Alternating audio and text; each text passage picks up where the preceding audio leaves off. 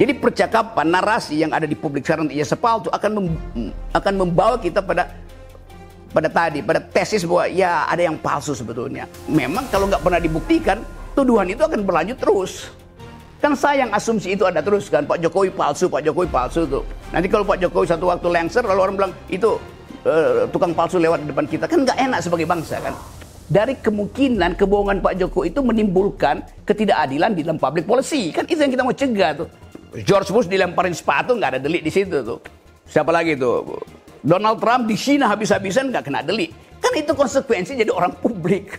Kan orang publik nggak boleh tutup-tutup kan. Dia mesti betul-betul ini res publica, ini urusan publik. Jadi nggak boleh ada teori penghinaan terhadap pejabat publik, itu ngaco. Saudara ahli, dalam proses pembuktian itu ada hal yang sifatnya empiris dan transenden, dan kemudian hal yang sifatnya empiris tadi dibuktikan dengan satu asumsi, praduga, keyakinan, tapi tanpa melihat fakta. Saya ingin ahli menerangkan bagaimana semestinya kita untuk membuktikan kebenaran yang sebenarnya empiris, faktual, bisa diindra, bukan kebenaran yang sifatnya transenden yang kita tidak bisa mengindranya begitu. Nanti kami kaitkan dengan proses pembuktian begitu. Suatu kebenaran transenden itu datang dari sekuensi logis. Artinya tanpa harus membuktikan datanya itu pasti ujungnya benar itu. Prinsipnya dalam logika, many times we must reason without knowing whether our facts are true. But we do want our reasoning to be correct. Jadi kendati datanya nggak ada, kalau reasoning kita, nalar kita lurus, pasti kita ketemukan. Tetapi itu penemuan itu diperoleh oleh reasoning, bukan oleh fakta itu. Jadi kalau kita kesulitan untuk membuktikan, pakai akal aja. Akal itu bisa dibantah oleh akal juga pada akhirnya. Tetapi dalam soal yang Anda tanyakan tadi, kalau dia pembuktian sebab akibat, kalau saya tahu akibat, saya bisa kendalikan sebelumnya supaya sebab itu tidak menimbulkan akibat kan. Jadi bisa terjadi percakapan sebelumnya untuk menghindari kausalitas itu berujung pada kriminalitas. Kan begitu dasarnya tuh. Jadi reasoning kita, kalau kita utuh mempercakapkan sesuatu, lama-lama barang yang tertutup itu dia popping up, dia membuka dirinya sendiri itu. Nah, tanpa asumsi itu nggak mungkin kita buka. Jadi percakapan, narasi yang ada di publik sekarang Ijazah palsu akan membawa kita pada tesis bahwa ya ada yang palsu sebetulnya. Tapi buat apa sih dibicarakan itu? Walaupun memang kalau nggak pernah dibuktikan, tuduhan itu akan berlanjut terus. Kan sayang asumsi itu ada terus kan, Pak Jokowi palsu tuh. Nanti kalau Pak Jokowi satu waktu lengser, lalu orang bilang itu tukang palsu lewat di depan kita, kan nggak enak sebagai bangsa kan. Mending selesaikan soal itu tuh. Undang aja percakapan baru di luar sidang, kan masih ada waktu tuh. Baik, tolong terangkan karena begini, ada dua isu yang sebenarnya objeknya sama, tapi tarikannya dianggap berbeda. Bagi warga negara menyampaikan pendapat, apapun pendapat itu, terlepas dalam pendapat itu ada yang benar, ada yang keliru, warga negara memandang ini sebagai hak konstitusional karena dijamin dalam pasal 28. Tapi ada semacam fenomena bahkan secara faktual, sejumlah aktivis, sebut saja Edi Mulyadi, Syahganda Nainggolan, Jumhur dan yang lainnya, narasi-narasi kebebasan berpendapat itu sekarang ditarik menjadi seolah suatu kejahatan. Misalkan dianggap sebagai kebencian, hoax atau menyebar kebohongan, bahkan dianggap ini menerbitkan keonaran. Saya ingin beri batasan yang konkret, apakah hal-hal seperti itu adalah hak konstitusional yang dijamin konstitusi, atau sebenarnya memang kejahatan? Kalau ini memang kejahatan, hukum saja semua orang berpendapat, begitu. Waktu kita pindah dari sistem kerajaan, pergi pada sistem republik, semua hal yang sifat privat itu kita hentikan kedudukannya. Raja tidak boleh lagi klaim bahwa dia punya tubuh privat. Begitu pindah republik, raja itu hanya punya tubuh publik, namanya presiden itu. Sekarang KUHP kita campur ulang itu tuh. Menghina presiden artinya menghina martabat Jokowi. Nggak ada di dalam teori filsafat hukum itu. Tubuh privat raja terpisah dengan tubuh privat presiden terpisah dengan tubuh privat publik. Jadi kalau dia orang publik, seluruh publik boleh menghina dia. Itu konsekuensinya. Lain kalau dia melekat di dalamnya tubuh privat. Menghina raja artinya menghina pribadi raja. Itu mungkin abad 7 udah hilang itu dalam percakapan. Bahkan kalau kita belajar teori filsafat hukum itu, di abad-abad 13 itu kata konstitusi artinya hak memburaja. Jadi bayangkan pada waktu itu, bukan sekedar menghina raja, memburaja. Karena tadi, raja itu pindah ke wilayah publik, maka dia mesti nggak ada baju di dia, mesti dibuka semua bajunya tuh. Karena dia orang publik. The public man ini yang berhak untuk mempersoalkan dan netizen itu. Jadi jangan kalau netizen mengkritik, itu dianggap sebagai, itu pidana. Nggak ada pidana di bila politik. Ini kan soal politik kan, masa ada pidana politik? Lo politik itu berubah karena perubahan kekuasaan. Nanti ada balas dendam jadinya kan. Jadi saya mau pastikan bahwa hak berpendapat itu dimaksimalkan dan dijamin maksimal di ruang publik. Nah kalau seseorang di ruang publik dihina oleh publik, nggak boleh dikriminalkan. Dan itu kebebasan mutlaknya di situ tuh. Anda boleh caci maki seseorang itu, marah bahkan, Anda boleh mulut Anda itu tiba di depan hidungnya, nggak ada soal. Yang penting jari telunjuk Anda tidak tiba di ujung hidungnya. Begitu Anda sendu, itu artinya Anda menghina otoritas tubuh privatnya, maka Anda kena pidana tuh. Nah karena itu Presiden siapa kemarin tuh Macron dilemparin telur busuk itu nggak biasa aja. George Bush dilemparin sepatu nggak ada delik di situ tuh.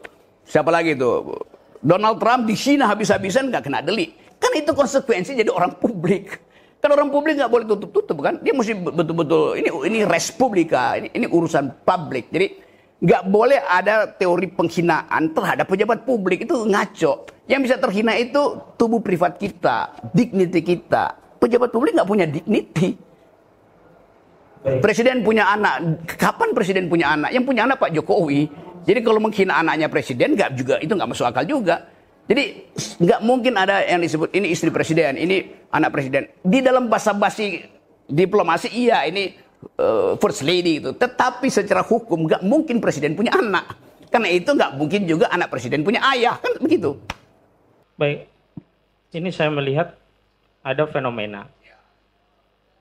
Dulu kita mengenal Dasin Ansih, ya, aktualisasi itulah yang menyebabkan eksistensi. Ketika ada kelompok masyarakat ingin mengaktualisasikan ide pemikiran dan eksistensinya itu dalam bentuk kritik, dan kemudian kritik tadi dibaca sebagai kebohongan, dibaca sebagai kebencian, dibaca sebagai tendensi kepada sara, suku, agama, ras, dan antar golongan. Maksudnya saya ingin kaitkan, misalkan dalam konteks pasal 14 ayat 1 dan 2 itu kan orang kemudian dianggap melakukan kejahatan karena dianggap menyebarkan kabar bohong yang menerbitkan keonaran. Terlepas ini juga debatable keonaran. Saya mau tanya, apakah kemudian ruang nalar kita itu tidak bisa eksis hanya karena belenggu bahwa segala hal yang berkaitan dengan aktualisasi ide pemikiran tadi akan menjadi kebohongan, akan menjadi sara, dan juga akan menjadi kebencian, sehingga kena pasal yang dalam pengamatan saya ini menjadi pasal langganan ya, 14, 15, 28, dan 156. Silahkan terangkan. Begini, banyak hal yang dalam waktu kemudian dievaluasi sebagai bukan kejahatan. Pada akhirnya begitu nanti itu. Jadi kita mesti antisipasi. Coba saya kasih ilustrasi ya. Yang paling klasik adalah membahas ide republik. Di dalam drama Shakespeare, Anda tahu ada lakon yang namanya Brutus, Julius Caesar. Di situ diterangkan Julius Caesar dibunuh oleh Brutus. Lalu kita caci maki Brutus bahwa Brutus membunuh Julius Caesar itu. Belakangan kita evaluasi kenapa Brutus membunuh Julius Caesar. Karena Julius Caesar mengatakan dia pemimpin republik, maka dia perlakukan orang secara setara. Keadilan dia tunjukkan. Brutus pegang janji Julius Caesar.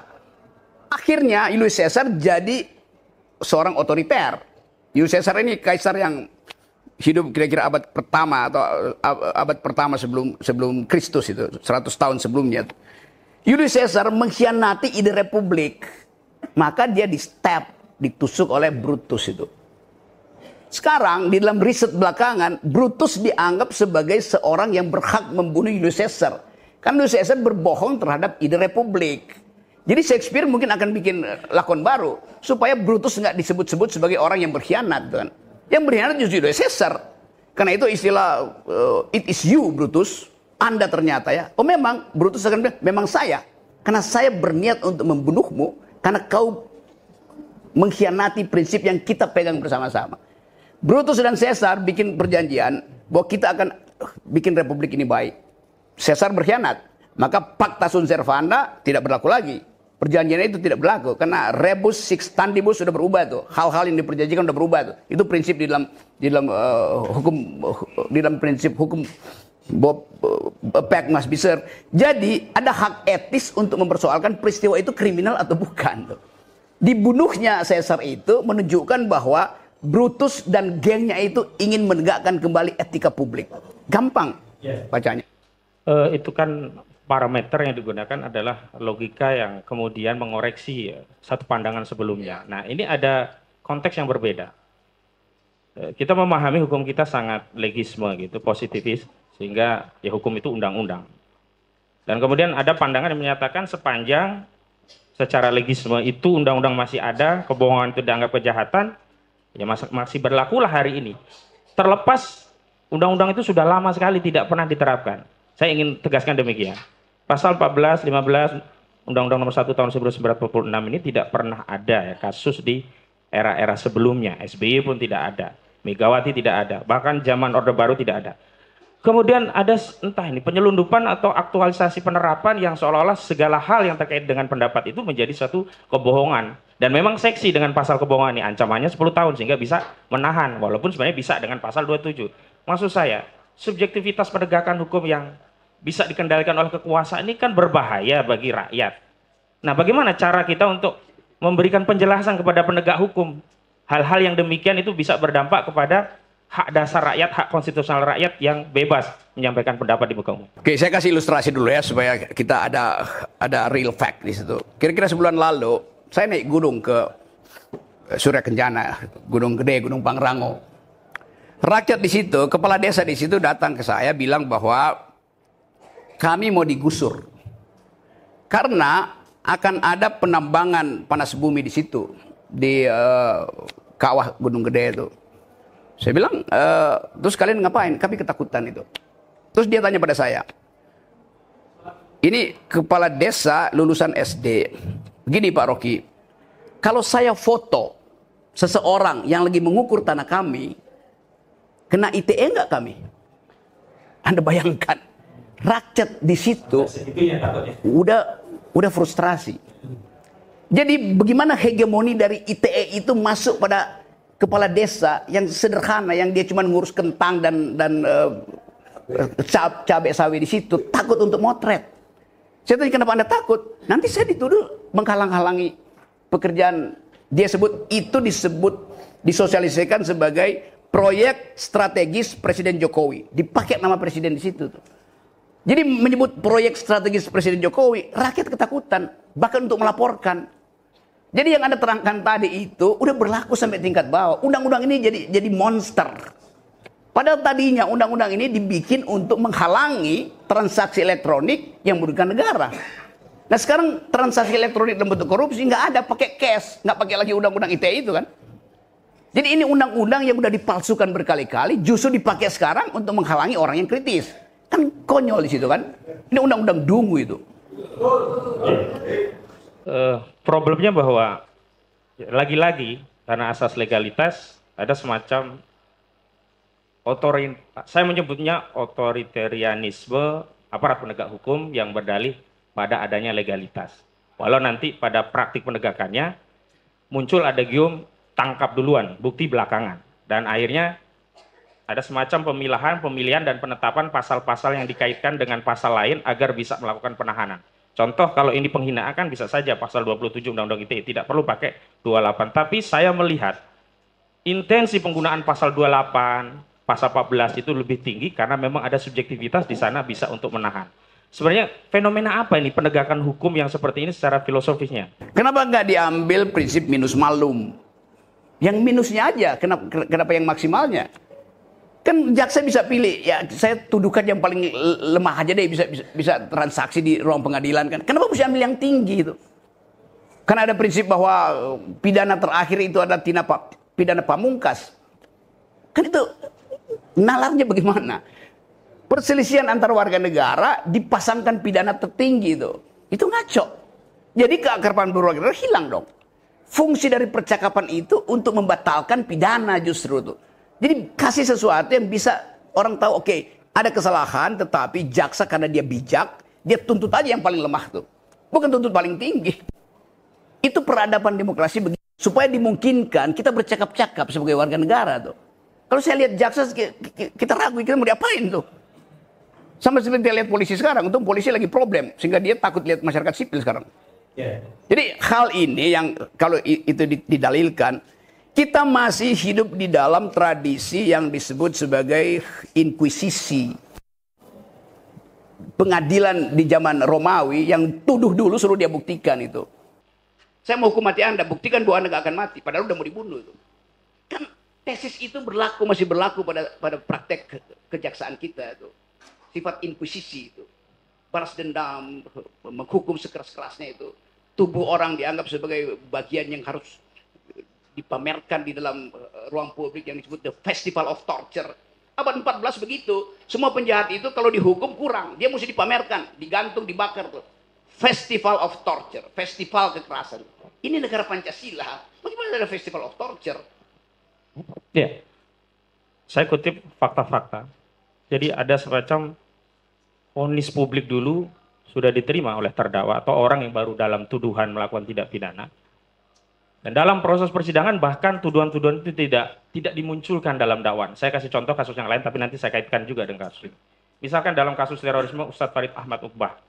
Itu ada tuduhan pendanaan terorisme. Undang-Undang Nomor 9 Tahun 2013 tentang penjagaan pendanaan terorisme. Dan itu difestivalisasikan ke seluruh publik melalui media. Dan itu dari penyidik yang menjadi sumber. Dalam dakwaan di persidangan tidak ada pasal itu. Dan ketika ada 3 dakwaan, hanya 1 dakwaan. Nah, saya kembali kepada soal hari ini. Ini juga demikian. Ada core yang berbeda. Kalau memang ini core-nya ITE, semestinya lex spesialis fokus ke ITE. Kalau ada perbedaan pasal, paling ke 27, ke 28. Tapi ini seolah-olah ada motif ingin menjerat terdakwa. Kalau nggak kena pasal ini, cari yang terberat. Ada pasal ITE, ada pasal HOK, ada bahkan penistaan agama. Bagaimana pandangan Anda terkait hal ini? Itu yang kalau saya simpulkan, ini yang disebut the very philosophy of retaliation, pembalasan dendam gitu. Ngapain kita sebagai warga negara mendendam? Kalau antara pribadi mungkin ada dendam karena kultur. Ini urusan publik, kapan ada dendam di situ? Tuh kalau kita terangkan Pak Jokowi berbohong nggak pernah kita laporkan pengadilan, paling kita olok-olok. Kami pernah gugat di Pengadilan Negeri Jakarta Pusat. Hanya untuk apa? Supaya sadar bahwa presiden sebagai kepala negara berbohong pada publik. Semua rencana mulai dari IKN, segala macam tuh kereta cepat, segala macam anggaran yang macam-macam itu promosikan bahwa Indonesia masih bisa masuk investor 1.200 triliun padahal baru sifatnya MOU. Kan kita tahu MOU itu bisa terbang juga pada akhirnya kan. Itu kan bohong semua kan. Tapi kita nggak persoalkan. Iya, ada 2 konsep mohon untuk diterangkan agar kita tidak jatuh pada salah satu konsep yang kita hindari. Ada mahstat, ada rehstat. Dalam konteks rehstat tentunya aparat penegak hukum itu menjadi abdi negara, bukan abdi penguasa. Ketika jatuh negara itu menjadi mahstat, maka aparat penegak hukum bukan lagi menjadi abdi negara, tapi menjadi abdi penguasa. Apakah fenomena yang terjadi hari ini adalah suatu fenomena yang menunjukkan negara kita sudah jatuh kepada mahstat tadi? Udah berlangsung begitu. Bukti ada KUHP. Kalau dibilang apa isi KUHP sekarang, semuanya delik politik yang dihukum tuh. Itu udah mahstat namanya tuh. Kan kalau Reksstat, oke, equality before the law, dan seringkali juga salah diterimakan. Equality before the law bukan kita rakyat sama di depan hukum, bukan. Kita rakyat yang tidak sama harus diperlakukan sama oleh hukum. Itu. Kan saya pasti nggak sama dengan Pak Jokowi statusnya tuh. Tetapi hukum harus bisa saya akses secara sama. Jadi biarin aja ada keragaman status sosial orang itu pasti berbeda. Kenapa mesti disamain? Yang harus sama adalah hak saya untuk minta diakses oleh hukum. Atau sebaliknya hak saya untuk mengakses hukum. Di antara orang yang berbeda, aksesnya mesti sama. Itu namanya equality before the law. Yang sering salah dipahami di dalam mulai dari semester 1 mahasiswa kuliah filsafat itu. Dalam konteks equality before the law ini, harusnya kan antara jaksa dengan terdakwa punya kedudukan yang sama. Salah satunya adalah dakwaan tentang kabar yang tidak lengkap. Tentu dalam konteks mendakwa dengan kabar yang tidak lengkap, seorang aparat harus mendatangkan kabar lengkapnya. Sebagai informasi, kabar yang tidak lengkap itu adalah unggahan buku yang ditulis oleh Saudara Bambang Trimulyono, Jokowi Undercover 2. Di sana memuat bahwa Saudara Bambang Trimulyono meyakini ijazah SD, SMP, SMA, bahkan S1 Saudara Joko Widodo palsu. Tapi dalam dakwaan, ketika mendakwa Bambang Trimulyono dan Gus Nurdin sebagai orang yang mengedarkan kabar tidak lengkap atau berkelebihan, dalam dakwaan ini jaksa tidak pernah menghadirkan saksi-saksi yang berkaitan dengan S1, hanya SD, SMP, SMA. Apakah ini juga berkaitan dengan equality before the law tadi? Ini ada rakyat yang beda-beda, bahkan dengan jaksa yang beda, tapi semestinya kan harus sama di depan hukum gitu. Saya baca itu, bahkan buku pertama Saudara Bambang Tri, saya baca. Terima kasih. Pada waktu itu Pak Tito Kapolri bilang buku ini tidak ilmiah. Di depan TV One saya bilang, Pak Tito bukan rektor Universitas Indonesia. Dia bukan the community of the professor itu. Yang boleh bilang begitu adalah sidang akademis. Mengatakan itu tidak ilmiah, mestinya forum ilmiah, bukan forum Kapolri. Jadi dari awal buku itu saya anjurkan bawa ke UI, diuji di situ, bawa ke UGM, bawa ke Solo, diuji di situ. Supaya dinyatakan statusnya, referensinya kurang, datanya palsu, metodologinya kacau, tidak ilmiah. Tapi udah diputuskan oleh Pak Tito waktu itu, cek Ya, saya pernah menontonnya juga. Tito bilang itu tidak ilmiah, jangan diedarkan. Dari mana ada kesimpulan bahwa itu tidak ilmiah tuh? Kalau begitu, bukunya Bung Karno, Penyambung Lidah Rakyat Indonesia juga tidak ilmiah. Karena nggak pernah diuji di akademis. Isinya retorika tuh. Kan itu soalnya tuh. Jadi semua buku itu kalau dibilang tidak ilmiah, itu hasil keputusan Senat Akademis. Bukan hasil keputusan penguasa. Beda. Jadi standar berpikir kita juga ngaco itu. Karena benci pada seseorang bilang tidak ilmiah, padahal dia sendiri bukan petugas ilmiah tuh. Jadi hal semacam itu yang ingin saya ucapkan supaya semua buku itu harus disebut ilmiah sebelum dinyatakan tidak ilmiah tuh. Yang menyatakan itu siapa? Ya orang ilmuwan, bukan pejabat, bukan jaksa, bukan polisi. Kan itu soalnya. Nah, dalam hal ini ada satu buku yang saudara ahli juga sudah pernah membaca, bahkan ada dua versi. Jokowi Undercover 1 itu berkaitan dengan riwayat hidup Joko Widodo. Jokowi Undercover 2 itu berkaitan dengan riwayat pendidikan yang hari ini membawa terdakwa Bambang Trimulyono sebagai terdakwa dalam kasus ini. Namun pada saat yang sama belum pernah diuji dalam forum akademis dan belum pernah ada tulisan pembanding yang melakukan kritik terhadap buku ini. Secara otoritatif dia sendiri dalam kebenaran dan tidak bisa diganggu karena tidak ada yang menguji, tidak ada juga buku yang mengcounter. Saya mau kaitkan dengan kebijakan era SBY. Mungkin saudara Ali masih ingat Jos Adi Condor bikin buku namanya Gurita Cikeas. Dan itu secara elegan oleh Presiden SBY dibantah dengan buku dan itu juga tidak berimplikasi pada hukum. Praktik bernegara seperti apa sih yang terjadi hari ini? Ya itu namanya.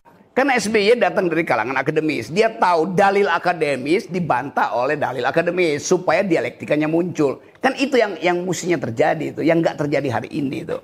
Sehingga saya beberapa kali diminta untuk menentukan status akademis dari sebuah disertasi itu. Disertasi nih ya. Bukan PhD. Tetapi setiap disertasi ada logikanya itu. Lalu saya bilang, mudah.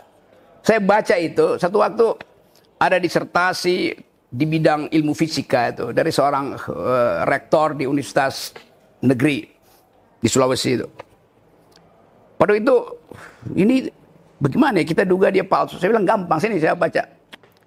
Saya baca logikanya itu. Saya bilang, kok grammarnya keliru. Mestinya kalimat aktif, kenapa kalimat pasif gitu. Saya anggap bahwa ini dia nggak paham konteksnya. Saya bilang Google aja. Di Google. Terlihat bahwa itu kutipan dari sebuah tesis disertasi di Austin University, Texas, atau di mana itu. Yang dia copy paste, dia terjemahkan dengan grammar yang kacau. Karena bahasa Inggrisnya buruk. Maka ketahuan bahwa ini salah. Terbongkar akhirnya. Dia dinyatakan sebagai ini palsu. Tetapi karena dia profesor, dikelilingi oleh staf yang juga ingin naik jabatan, dilindungilah dia tuh. Padahal otaknya udah buruk. Mentalnya udah kacau. Kenapa dilindungi? Kayak itu soalnya kan. Dulu orang protes. Saudara Rocky Gerung bukan dokter kok periksa-periksa disertasi. Lo disertasi itu ada metodologinya. Saya ngajar metodologi. Nggak perlu jadi dokter untuk paham logika itu. Kan soal semacam. Jadi balik lagi pada soal tadi. Ya sebaiknya itu sebagai status akademis. Dibahas, dipertahankan, diejek, dipuji. Di forum akademis. Bukan di pengadilan itu. Satu lagi. Kebenaran secara logika itu kan satu pernyataan harusnya logis. Dan diantara, saya mau sampaikan proposisi. Mungkin tidak. Ini ada orang beragama, agama tertentu. Saya sebut Islam. Dia mengamalkan ibadah tertentu. Dalam hal ini mubahalah. Dia meyakini mubahalah, ajaran Islam. Dia mempraktikkan mubahalah. Lalu logis tidak. Kemudian dia dituduh menistakan agama yang dia yakini itu. Dalam konteks kasus Bambang Trimulyono ini ada salah satu pasal demikian. Coba saya hati-hati dulu ya, karena ini soal agama nih. Saya terangkan dulu sejarah. Sebulan lalu, seorang profesor sejarah, namanya Paul Johnson, orang Inggris. Ini profesor, dianggap profesor yang paling hebat lah di dunia. Dia meninggal dunia tuh. Salah satu kajian yang dia buat adalah, selama periode modern, satu hal yang nggak bisa dibatalkan adalah proposisi-proposisi agama. Nggak bisa dibatalkan. Ilmu pengetahuan berubah. Dari Newton pindah ke Einstein. Einstein dikritik oleh Stephen Hawking. Teori filsafat berubah. Paradigmnya berubah. Agama nggak bisa berubah itu. Karena ada yang disebut sifat esoterik dari agama itu. Bagian batin yang hanya bisa diakses oleh keyakinan. Ini profesor sejarah. Waktu ditanya, Anda percaya Tuhan nggak? Saya nggak bisa jelasin dengan logika. Tapi saya percaya. Nah itu nggak mungkin diadili. Karena Anda nggak bisa adili seorang berbohong dalam doanya tuh. Jadi kalau dia katakan bahwa kesungguhan hati dia ingin membuktikan itu di dalam doa, dalam sumpah itu. Dia nggak usah dibuktikan itu. Kan itu bagian yang paling intim. Bagian core de la core. Creme de la creme. The core self. Dari homo religiositas adalah itu. Kalau meminjam istilah Pak Andul, core of the core begitu ya? Ya, core of the core. Itu terjemahan dari bahasa Perancis. Creme de la creme. Baik, terima kasih Ali. Selanjutnya saya berikan kesempatan ke rekan saya. Terima kasih, Yang Mulia, izin ke rekan sebelah kanan. Oke, silakan dilanjutkan. Terima kasih, Yang Mulia. Saya lanjutkan, saksi ahli. Dalam persidangan yang sudah dilewati yang panjang. Monggo untuk menuju. Dalam persidangan yang panjang sampai pada hari ini. Jadi kita di persidangan ini kan masih memperdebatkan tentang permasalahan kebohongan. Jadi bohong, beberapa ahli kemarin menyatakan bahwa bohong itu harus dibuktikan dengan kebenarannya. Jadi kalau menurut ahli, bagaimana dengan filsafat dari pembuktian kebohongan ini? Saya cari akal dulu ya supaya ada konsep saya uraikan di situ. Gini.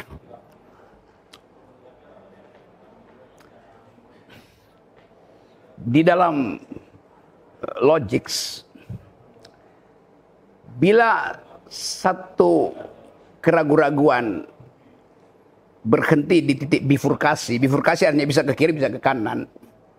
Maka kita mesti bikin asumsi itu. Kalau saya menduga itu bohong, maka saya mesti kasih kesempatan yang benar itu ikut jalan sebelahnya. Tuh. Nanti kita lihat lagi, bifurkasi berikut mana. Jangan-jangan yang bohong ini nyebrang ke yang benar nyebrang ke yang bohong itu. Jadi berkebalikan. Ya. Mungkin dalam ilmu hukum disebut shifting the burden of truth itu. Shifting the burden of proof. Balikkan beban pembuktian itu. Tetapi di dalam kasus ini, bohong itu bukan niat individual. Kalau niat individual, saya akan pakai sikap saya yang paling purba, yaitu mencelakakan dia tuh. Itu sikap purba manusia mencelakakan. Tapi bohong di wilayah publik justru untuk menyelamatkan publiknya. Kalau misalnya, pernah saya bilang bahwa Presiden Jokowi tidak paham Pancasila. Lalu saya dilaporkan ke polisi, dipanggil polisi saya. Saya bilang, ya memang iya. Tidak paham Pancasila. Anda menghina? Enggak. Saya itu deskripsi saya tentang pengetahuan saya tentang Pak Jokowi yang memimpin selama 7 tahun dan tidak menghasilkan distribusi keadilan, yang ada akumulasi. Kalau sekarang saya bisa tambahkan faktanya. Pak Jokowi tidak bisa memimpin secara etika sehingga aparatnya itu suka-sukanya ngerampok APBN kan. Artinya Pak Jokowi tidak paham tentang keadilan sosial bagi seluruh rakyat Indonesia itu. Orangnya protes. Kan Pak Jokowi setiap hari ada upacara bendera baca Pancasila. Dia baca, dia hafal, tapi dia tidak paham itu. Konsekuensi dari paham adalah polisinya terlihat betul-betul sosialistis. Sila kelima itu sosialistis. Welfare, justice, bukan kapitalistis. Yang akumulasi kan. Jadi kalau saya bilang Pak Jokowi nggak paham Pancasila, saya terangkan argumennya itu. Kalau saya bilang Pak Jokowi paham Pancasila, saya terangkan juga argumennya. Jadi paham dan tidak paham itu bukan ini lebih buruk dari itu. Itu keadaan real tentang pengetahuan seseorang. Kan begitu aja tuh. Cuma orang anggap kalau Pak Jokowi nggak paham Pancasila, saya dihukum. Lalu orang yang puji Pak Jokowi, yang juga sebetulnya bohong, kenapa nggak dihukum? Kan banyak orang yang memuji juga dengan bohong kan. Jadi lebih baik lawan yang jujur daripada kawan yang tidak jujur. Dasarnya etisnya begitu. Kita diajarkan oleh agama, oleh kebudayaan supaya ucapkan sesuatu dari hati yang jujur gitu. Bukan manipulasi. Balik pada tadi, kalau Pak Jokowi yang saya hina, maka saya tidak jujur karena saya mau merendahkan dia. Tapi yang saya persoalkan adalah kedudukan Pak Jokowi sebagai pejabat publik supaya publik diselamatkan dari kemungkinan kebohongan Pak Jokowi itu menimbulkan ketidakadilan di dalam public policy. Kan itu yang kita mau cegah tuh. Itu yang kita sebut sebagai fungsi oposisi dalam demokrasi. Yang Pak Jokowi sendiri nggak peduli. Kan Pak Jokowi satu kali pidato tidak diperlukan oposisi itu. Bahayanya kalau nggak ada oposisi, ya begini jadinya. Kalau ada oposisi, semua yang dilakukan oleh terdakwa itu diambil alih oleh partai oposisi. Dan nggak mungkin dipidanakan partai oposisi itu. Karena itu adalah battle, perang antara opinion dan kontra opinion kan. Jadi kalau kita bahas secara luas, semua ini terjadi karena nggak ada oposisi di Indonesia. Di mana demokrasi yang nggak ada oposisi, di situ terjadi makstat. Itu dasarnya. Baik, terima kasih saksi ahli. Saya lanjutkan untuk pertanyaan. Sepengetahuan kami, sepengetahuan saya pribadi secara pribadi bahwa saksi ahli kan juga sering muncul dalam media-media, bahkan untuk mengkritisi berbagai hal yang menurut dalam sebagian orang mungkin itu ketidakadilan dan lain sebagainya. Tetapi yang mana kita ketahui bahwa di dalam media sosial, sistem media sosial di situ kan ada berbagai macam ungkapan. Jadi suatu respon. Ada respon seperti like, dislike, terus ada yang share, ada yang karena mungkin itu bermanfaat, terus teman-temannya pengen juga itu di-share. Ini ada berita menarik dari sebuah video mungkin yang tadi yang dikatakan saksi ahli bahwa itu dari oposisi seperti itu. Ini bagus ini mengungkap kebenaran. Terus di situ ada komentar-komentar, ada yang pro, ada yang kontra dan lain sebagainya. Apakah di situ bagaimana kalau menurut ahli? Apakah hal-hal tersebut kalau diksinya adalah kata-kata keonaran, dan kalau kita dalam persidangan hari ini yang keonaran ini kan yang sedang kita kejar, apakah itu betul-betul menimbulkan efek yang negatif pada masyarakat? Kalau menurut ahli secara filsafat bagaimana? Saya terangkan dulu pengalaman saya. Dulu saya punya Twitter, Pak Hakim. Twitter saya itu followernya 2,5 juta. Setiap hari saya kasih kritik aja situ. 2,5 juta follower. 3 hari sebelum Presiden Jokowi dilantik untuk kedua kalinya, Twitter saya dirampok, dihancurin. Yang bikin keonaran saya apa mereka? Yang merampok itu bikin keonaran. Twitter saya itu dalil akademis. Setiap hari saya kasih kritik dengan dalil akademis. Quotation-nya filosofis itu. Kok dirampok? Karena saya dicitrakan sebagai anti Presiden Jokowi. Ya apa yang salah kalau anti Presiden Jokowi? Jadi kacau sosial media. Sampai sekarang saya nggak punya sosial media lagi. Saya nggak punya Facebook, saya nggak punya Twitter, nggak punya Instagram segala macam. Yang ada pakai nama saya. Banyak itu. Bahkan Instagram yang pengikutnya mungkin 1 juta orang itu pakai nama saya. Dia pakai untuk dagang obat kuat. Ya saya diamin aja, mau diapain coba, nggak ada hukumnya juga kan. Jadi bayangkan misalnya sosial media yang isinya obat kuat tiba-tiba masuk beginian tuh, ya dia mainkan juga sebagai isu aja kan. Nggak mungkin kita tahu bahwa di sosial media itu ada semacam keonaran. Mereka ngakak-ngakak aja tuh. Wah, Jokowi diajak lo, oh itu si Egy itu apa namanya, matanya belok karena pakai kacamata hitam terus. Biasa aja kan. Olo-olo di sosial media itu nggak real, nama juga sosial media. Bahkan itu bisa isinya hologram di situ tuh, improvisasi tuh. Jadi ngapain tersinggung dengan sosial media? Konsekuensi dari sosial media adalah kita mesti tahan mental, psikologi dan nalar, itu aja kan. Balas saja di situ kan. Ngapain bawa sosial media ke ranah hukum itu? Kecuali sosial media itu memang dipakai untuk beli preparat untuk riset tentang kemungkinan racun dimasukkan ke macam-macam. Kalau itu dipakai buat kejahatan, orang golok-golok di sosial media itu bukan kejahatan, itu kegembiraan. Karena nggak ada kepastian pemilu, mending main-main aja di sosial media. Juga itu termasuk saksi ahli. Jadi seperti tadi yang disampaikan bahwa yang pengen kita dengar di sini dari saksi ahli adalah contoh dalam, apakah contoh-contohnya seperti keonaran seperti yang tadi kan disampaikan bahwa komentar dan lain sebagainya itu adalah kegembiraan, luapan ekspresi kan seperti itu. Tapi kalau seandainya kalau kita bukan kita balik ya, tapi kan ini kenyataan. Kalau seandainya ada permasalahan yang mengungkap mungkin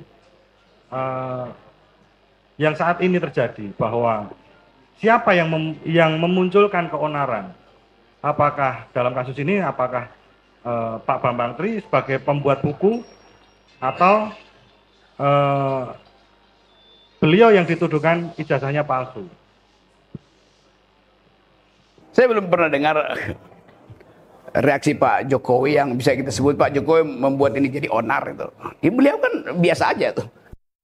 Tetapi secara batinnya saya bisa baca Pak Jokowi terpapar oleh tekanan publik. Karena itu gimmicknya kelihatan, ngumpulin rekan-rekan sesama alumni segala macam itu. Kan itu semacam kecemasan individual tuh, orang itu titik di mana batas antara kemarahan dan berupaya untuk menenangkan diri ada di situ, di edge-nya ada di situ. Total anxiety kalau bahasa psikologinya itu. Nah, kecemasan itu justru diulas oleh netizen. Cie, ngumpulin alumni nih ya, jarang-jarang loh Pak Jokowi. Itu kemudian efek backfire-nya itu dimakan lagi oleh talk show, diundang lagi talk show itu. Dibahas lagi di situ tuh, disebutin lagi namanya Bambang Tri, disebut lagi namanya Gus Dur, makin rame kan. Jadi hal yang sebetulnya simple sebagai permainan hermeneutics, usaha untuk saling menafsir aja tuh. Itu bukan keonaran. Talk show masa keonaran dihasilkan lewat talk show. Kalau begitu karena Ilyas yang mesti ditangkap itu kan. Jadi itu sebetulnya kegembiraan yang diakibatkan oleh kecemasan sosial yang luar biasa tuh, yang mungkin Anda bisa panggil dasarnya psikologi untuk nerangin bagaimana memindahkan antara kecemasan individual sebagai Pak Jokowi, dia berubah menjadi kecemasan sosial karena ditonton oleh yang sosial, lalu berubah menjadi delik. Sekarang itu kan absurd kan? Ya, pertanyaan saya yang terakhir tentang yang tadi sudah disampaikan dari saksi ahli bahwa equality before the law. Jadi yang saya maksudkan di sini adalah keadilan. Bagaimana keadilan dari sudut pandang filsafat. Yang tadi disampaikan bahwa dari sejarah dan lain sebagainya, bahwa dalam filsafat pun juga membahas keadilan. Dan yang terjadi di ruang persidangan kali ini adalah ada sebuah peristiwa yang mana di situ adalah menurut penelitian seorang Bambang Tri secara pribadi itu menunjukkan buku yang hasilnya seperti itu, dan kemudian diundang oleh Gus Nur sebagai seorang YouTuber di situ, seorang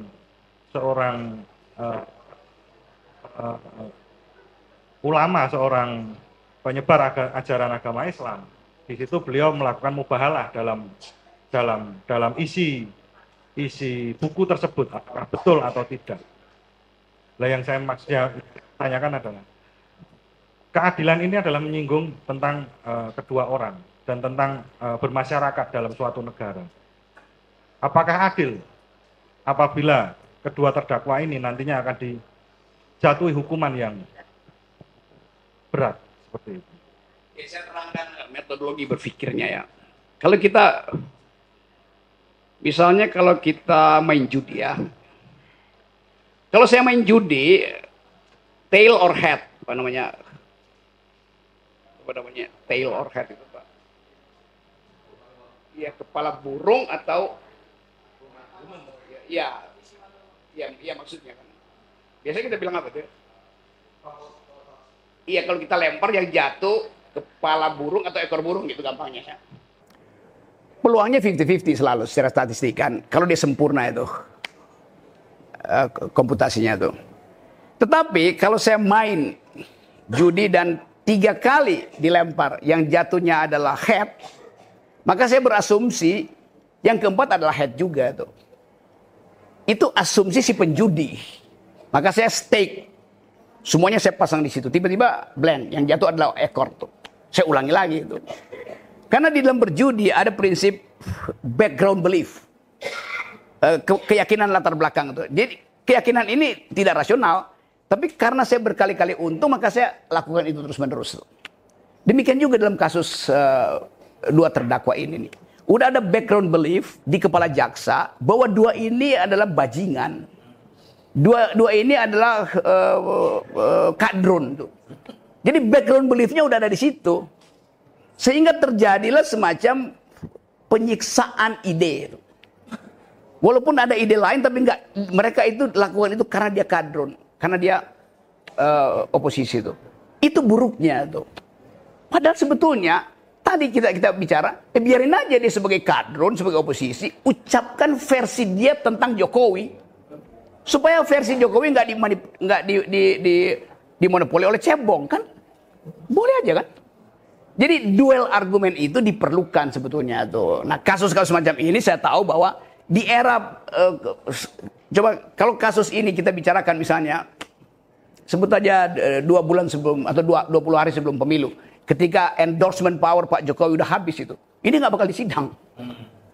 Kan pada waktu itu seolah-olah ada asumsi bahwa endorsement power Pak Jokowi masih kuat. Berapa persen waktu itu? 60, 70. Sekarang tinggal 14%. Gak ada gunanya gitu. Satu waktu berbalik, orang persoalkan lagi, buka lagi itu. Jadi itu yang saya maksud. Ada semacam kesepakatan intelektual, kesepakatan Pancasilais, supaya ini diselesaikan tanpa harus ada hukuman itu. Gampang aja kan. Jadi bagaimana caranya? Ya biarin aja. Sama seperti kasus buku Pak Jokowi yang disebut sebagai revolusi mental itu apa namanya? Nawacita. Satu waktu dipersoalkan nanti mana yang dilakukan oleh Pak Jokowi dari nawacita itu, dari asumsi sampai praktek, nggak ada basisnya nawacita itu. Saya baca semua itu. Itu apa kita mau gugat? Ini buku palsu. Kan sama statusnya. Oh isinya ngaco kok nawacita itu nggak sesuai dengan yang dijalan dengan Jokowi. Kalau begitu kita tanya, Jokowi buku kampanye nawacita atau cita nawa? Yang mana coba? Jadi itu intinya, kalau sesuatu yang didalilkan secara akademis justru dikerubuti secara yuridis, bahaya di situ tuh.